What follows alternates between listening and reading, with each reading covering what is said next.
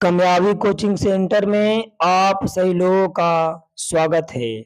आज हम इस वीडियो में बिहार बोर्ड मैट्रिक परीक्षा class 10th political science lesson 1 जिसका नाम है लोकतंत्र में सत्ता की साझेदारी, इससे आज हम ऑब्जेक्टिव प्रश्न यानी कि वस्तुनिष्ठ प्रश्न करेंगे।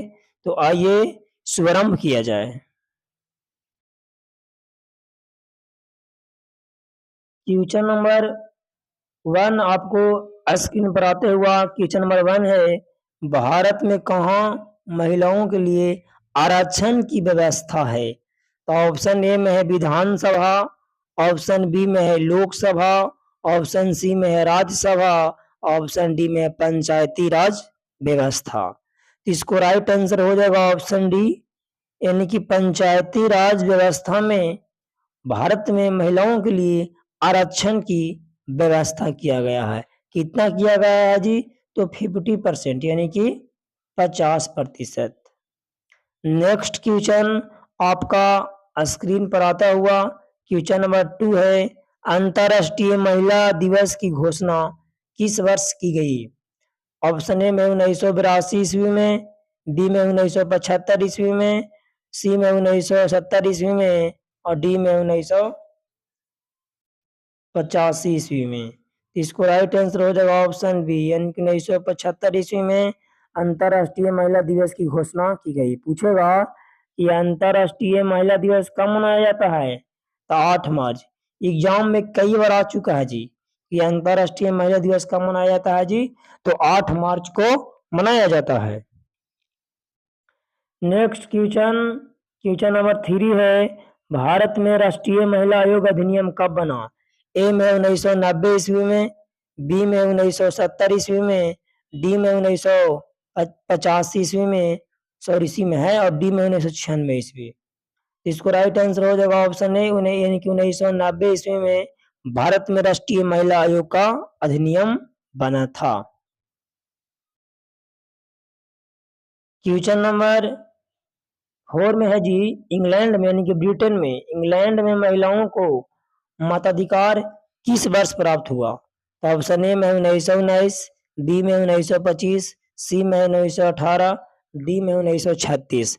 तो इसको राइट आंसर हो जाएगा ऑप्शन सी, यानी कि 1918 ईस्वी में इंग्लैंड में महिलाओं का मताधिकार यानी मत देने का अधिकार यानी कि वोट देने का अधिकार प्राप्त हुआ था।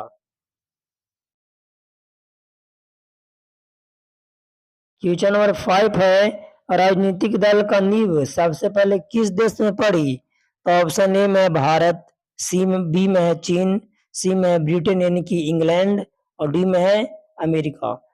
इसको राइट आंसर हो जाएगा ऑप्शन सी, यानी कि राजनीतिक दल का नींव सबसे पहले ब्रिटेन यानी कि इंग्लैंड में हुआ था। ब्रिटेन को हम लोग क्या बोलते हैं जी? तो इंग्लैंड बोलते हैं।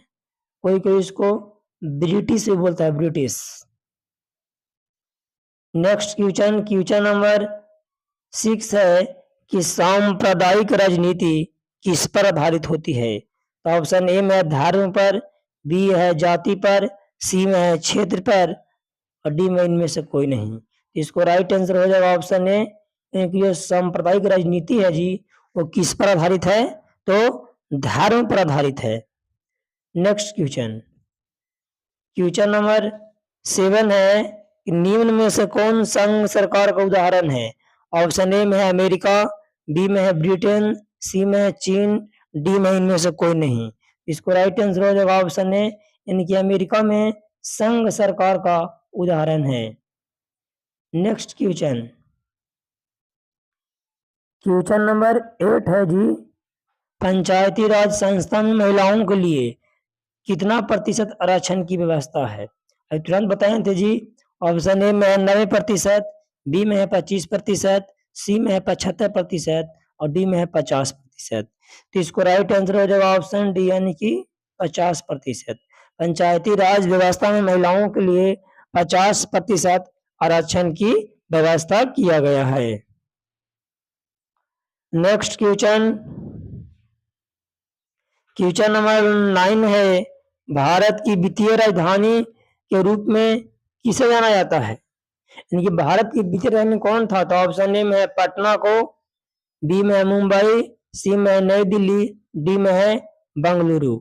इसको राइट आंसर हो जाएगा ऑप्शन बी, यानी कि भारत की वित्तीय राजधानी कहाँ था जी? तो मुंबई था। पर वर्तमान में भारत की राजधानी कहाँ है? तो नई दिल्ली है।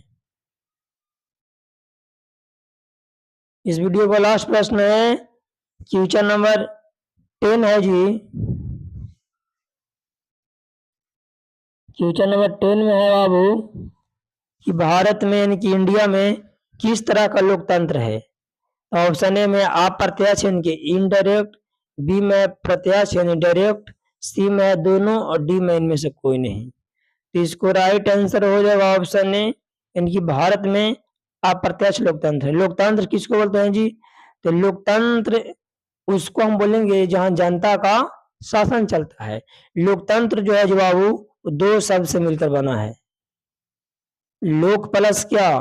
तो लोक प्लस तंत्र। लोक का मतलब होता है लोग और तंत्र का मतलब होता है शासन। यानी जहां जनता का शासन चलता हो, आम जनता का शासन हो, आम पब्लिक का, उसका ही हम लोग क्या बोलते हैं जी? तो लोकतंत्र हम बोलते हैं।